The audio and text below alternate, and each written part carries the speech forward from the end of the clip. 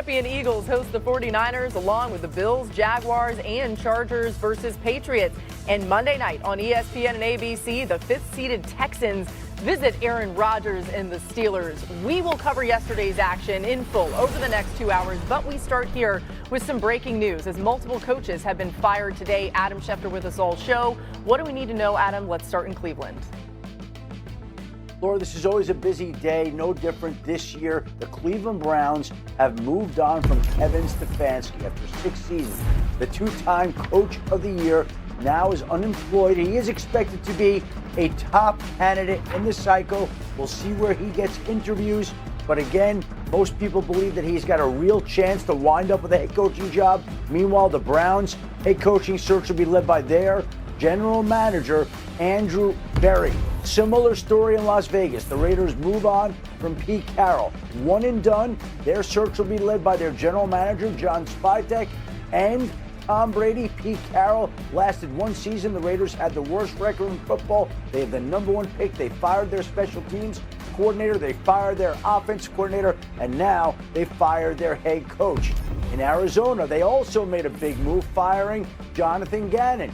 This surprised some people because I think there was a feeling that Gannon ultimately would be safe, but losing 9 straight games, defense not playing well when you're supposed to be a defensive-minded coach, didn't work out in the end, and the Cardinals owner Michael Bidwell made the decision to fire him. Their head coaching search will be led by their GM, Monty Ossenfort. And last night, the Falcons started the spate of firings, firing both Raheem Morris, the head coach, and the general manager, Terry Fontenot. Raheem Morris, his team had won 4 straight games. They finished strong. The players there voiced their support for Raheem Morris. Bijan Robinson spoke up. Drake London spoke up. And it wasn't enough for a Falcons team that's overhauling its organization. And here are a number of players or coaches who already are not going anywhere. The Colts said Shane Steichen and Chris Ballard, their GM, will be back. The Bengals said Zach Taylor, their head coach, and their personnel man, Duke Tobin, will be back. And the Giants said Joe Shane, their general manager, will lead their head coaching search. He also is back. So some people keep their jobs, and many today lose their jobs, Laura. All right, again, Adam with us all show long. A lot more news to get to. Thanks to you, Adam, for the latest. Let's get back to the Browns here. Shedeur Sanders was asked about Stefanski being fired earlier today. Take a listen. Yeah, well, this year has been the first year with a different head coach than Pop, so that was the adjustment off rip, and it was cool, it was straight. Like building different relationships, like in different circumstances, situations, which is always good to have those life goals and have those life lessons around, just to have them on building blocks so then you prepared in any situations. All right, we welcome you here. We've got Dan and RC in studio. Mina is here. Marcus is joining us in just a little bit. RC, what do you make of the decision to move on from? Well, I think the first thing from listening to Shedeur Sanders, there's clearly no connection between Kevin Stefanski and Shedeur Sanders. There wasn't a relationship there that needed to be carried over to the next year. If Shedeur Sanders is going to be your head coach, Kevin Stefanski can coach football. Kevin Stefanski understands offense, and in my opinion, he understands leadership. What he was able to do with Baker Mayfield in 2020, what we saw once Deshaun Watson was injured and Joe Flacco was acquired in 2023. It's going to be about putting him in the right position. This is an organizational thing to me for the Cleveland Browns. If Andrew Berry is still going to be in charge and he's going to pick the next head coach for Jimmy Haslam's team, he has to pick the right head coach. And then you have to make the decision, is Shedeur Sanders the quarterback of the future? Because the next head coach that you bring in will have to be on board with that decision as well. This isn't just about replacing Kevin Stefanski. It's about a restructuring of this entire organization, because for decades, what we've seen out of this organization has been underachievement at its finest. Yeah, don't forget, this is a football team that, one, has the 3rd most cap space in the NFL moving forward for next season, and 2 first-round picks. Yeah. And that's putting on top of a defense with Myles Garrett and Mason Graham, Carson Schwarzenegger, who's a defensive rookie of the year candidate, Denzel Ward, young pieces on the offensive side, and Quinshon Judkins and Harold Fannin. And so there are some young, talented pieces on this football team with at least a plethora of cash to spend, and obviously those 2 first-round picks. who do you trust to be the steward of that? Yeah. Andrew Berry's going to be the person that is selecting the talent. Who do you trust to be the steward of not only that, but that first round pick is more than likely going to be a quarterback, or at least one of them? What coach do we think is going to be best suited to finally give him your best chance to hit on that quarterback outside of like Baker Mayfield? I am honestly a little puzzled that they trust Andrew Berry to be the steward of all the choices and the cap space and everything that Dan just described. Obviously, this team has struggled over the last few years because of the quarterback position. The worst trade in NFL history happened under his watch, and I know people will put it on the owners or whatever. He was the GM, okay? And it's not just the quarterback. Watching this offense this year, the offensive line is a mess, and there's more burdensome contracts. That's something that they're going to have to allocate a lot towards fixing. The receiver group is one of the worst in the NFL. They hit on some good draft picks this year. I'll give them that. Love Bannon Jr., Schlesinger, of course. But to me, I look at this team and it's just perplexing. It's like the offense and the defense were on two different timelines. 100%. That's a Super Bowl caliber defense. Yeah. They should have been 100%. paired with a quarterback and offense that could compete, and they haven't been for a couple of years. So honestly, I don't really get this.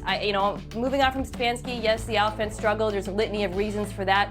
But splitting them and keeping the GM, to be quite candid, it doesn't really make sense to me. No, I absolutely agree. And we're seeing this with multiple teams in this coaching cycle, that they're deciding to get rid of their head coach and stick with general managers who built those teams and hired those head coaches. When you think about Cleveland moving forward, it's what are you going to do different?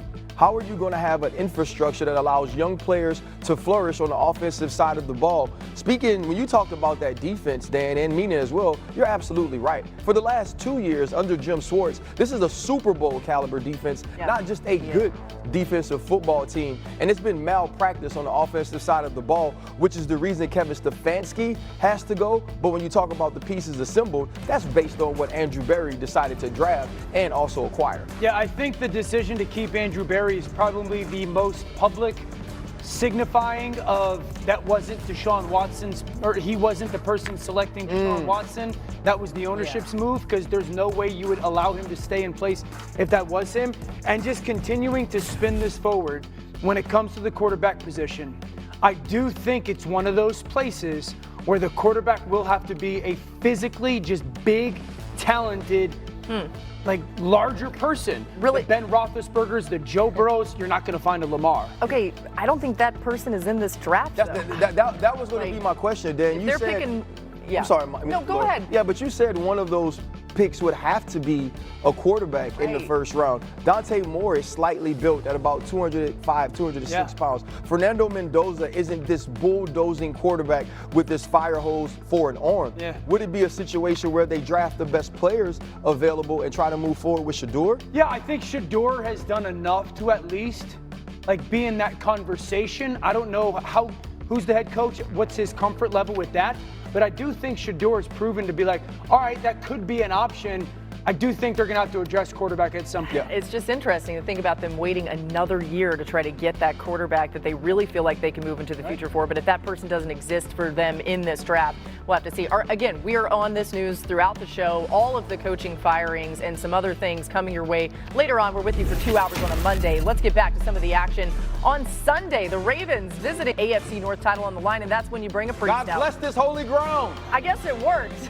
I went to Catholic school. Early first quarter, no score. Ravens have 4th and 3. Lamar Jackson dropping back, finding Tez Walker for the touchdown. Yeah, great start for their offense. They get in a bunch. It's man-to-man coverage. You get an outside release and then run away from coverage. Ravens up 7-0 midway through the third. Steelers trail 10-3. First and goal from the 1, and Connor Hayward pushes the snap, scoring a tush-push touchdown. That's the real brotherly shove right there. The Haywards.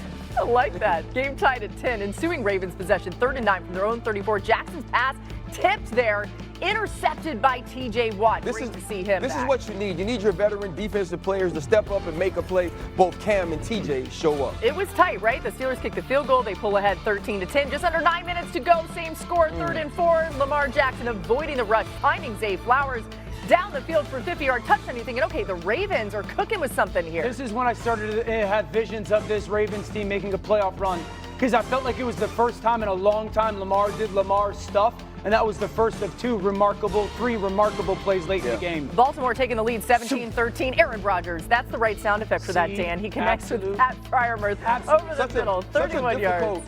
Route to cover, a stick, nod, and two-man. And here you're going to see the outside zone by Kenneth Gainwell, who's become a star for the Pittsburgh Steelers. Tomlin loves it. Steelers pull ahead 20-17. Okay, what can the Ravens do to respond?